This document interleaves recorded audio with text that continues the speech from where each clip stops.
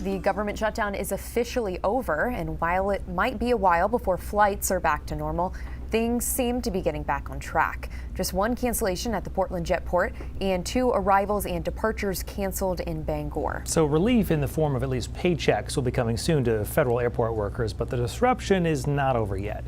Sam Brock has more from the Newark airport. It has been an incredibly bumpy last month to month and a half for travelers, but it appears finally there could be some stabilizing in the works. This after the federal government came out last night and Secretary Sean Duffy for Transportation and said they're going to cap the flight restrictions at 6%. Was supposed to go to 8% today and 10% tomorrow. That is no longer happening with the shutdown deal now in place. The question becomes, will that lead to a scenario where enough controllers are coming to work and not calling out because of what's happening in Washington that the volume can resume? They're sort of taking a wait-and-see approach right now. We start the day with roughly 1,000 cancellations nationwide, but in terms of the individual numbers at airports, we're at Newark right now. It's about 75 flights, or roughly 6%. O'Hare has the most at roughly 100. Atlanta Hartsfield Airport also has around 90, 95 cancellations, but those figures were orders of magnitude higher just a couple of days ago. And perhaps most importantly, the delays have really been minimized. 500 nationwide right now. It was 6, 7, 8, 10,000 a couple of days ago, and things are moving smoothly behind me.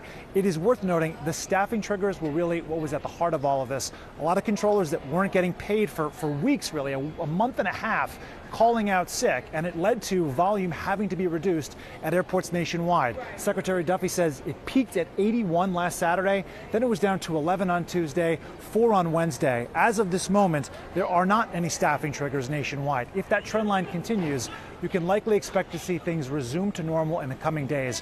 One more point here, Airlines for America, a trade industry or group representing airlines, says that there is an important factor that needs to be discussed. There is $5 billion plus, they say, in a trust fund that the FAA has that could have been used to pay air traffic controllers and TSA agents during the shutdown, and it wasn't tapped, it wasn't used. They want to know why, and they say they don't want our nation's airport employees to be thrown in as collateral damage the next time there is any sort of back and forth in Washington over funding the government.